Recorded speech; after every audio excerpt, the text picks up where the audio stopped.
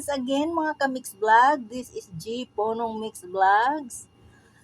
Today is December 31, 7:30 in the evening.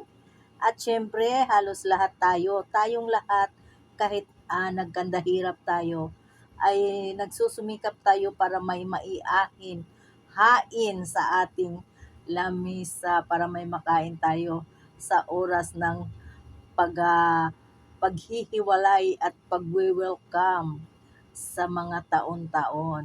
So ngayon, ay papakita ko sa inyo ang aking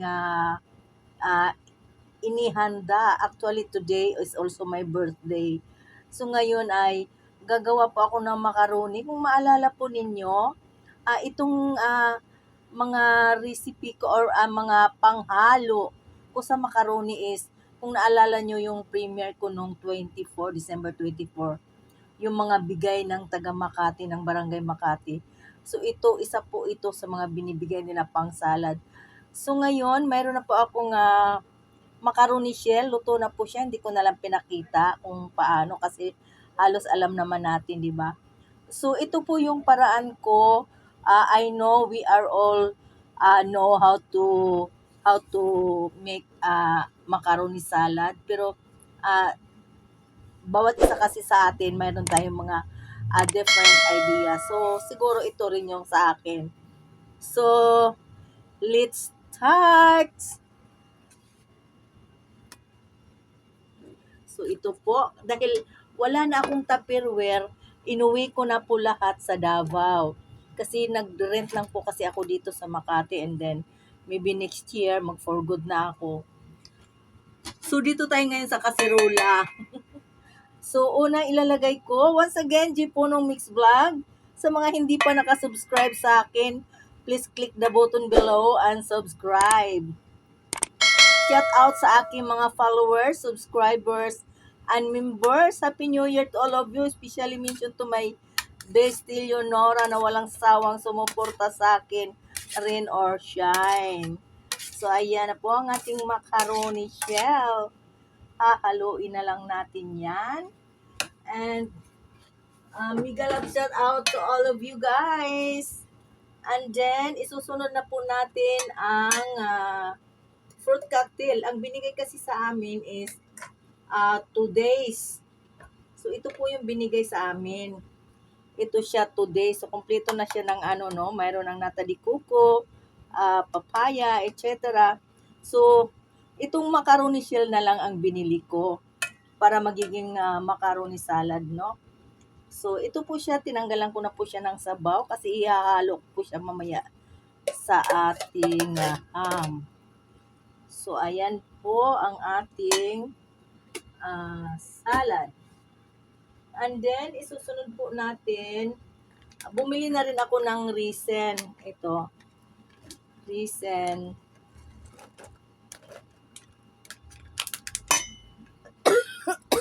And then, ayan na po ang ating raisin. Kung kulangin naman yan, ay mayroon pa akong extra. Isusunod na po natin ang ating Carnation Everyday Creamer. Ayan, creamer na tayo. Carnation na binili ko kasi para medyo makamura ako. And then meron pa, ito kasi yung mga binigay nila. So, Alaska 2-in-1 Creamer, Alaskan Sada. Ayan. Parang kasama na siya milk. Ito yung mga binibigay nila. So, dinagdagan ko na lang para magiging salad. So, and then ang ating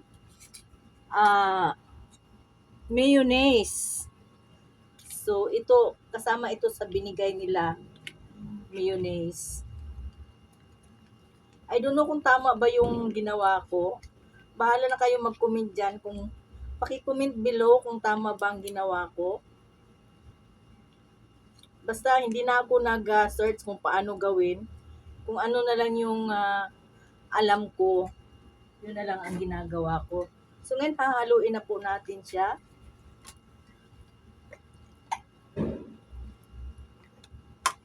Mukhang masarap naman na siya. Kumusta ba mga Pasko ninyo? Kumusta ang New Year nyo ngayon? ano rin bang mga handa nyo. Actually, mag-isa lang ako.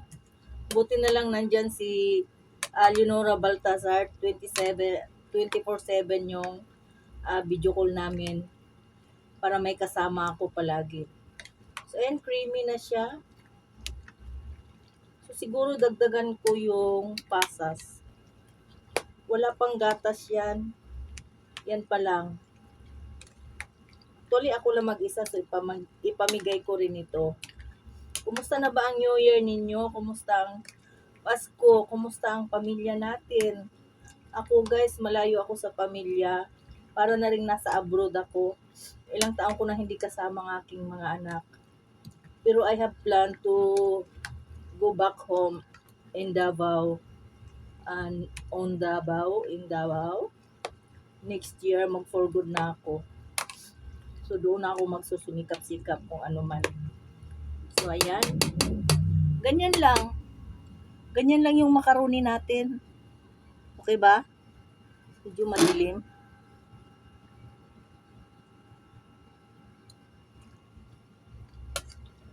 Mukhang matamis naman na siya.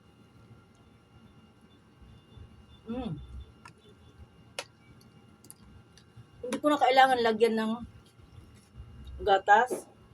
Kasi matamis na siya. So, dagdagan ko na lang ng pasas kasi mas gusto ko yung pasas. So, sa mga hindi pa nakasubscribe sa akin, please subscribe. Din mag-iwan lang po ng bakas para mabalikan ko kayo. Pasensya na po kung hindi ko kayo mabalikan agad dahil busy po tayo. Siyempre, inuuna natin ang ating mga prioritize sa buhay. Pero promise, babalikan ko kayo. So once again, G Ponong Mix Vlogs. Thank you for watching. Thank you for viewing. And Happy New Year everyone.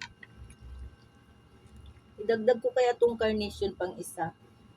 Para mas ano siya. Kasi pag natuyo na ito, baka mag-ano na siya. Pag nasa ref na, para matuyo na siya.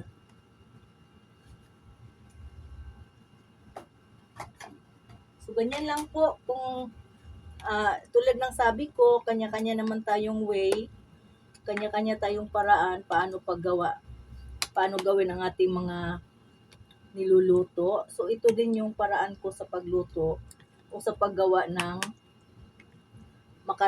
macaroni salad. Kung ano lang yung meron dyan, yun lang yung gagawin natin.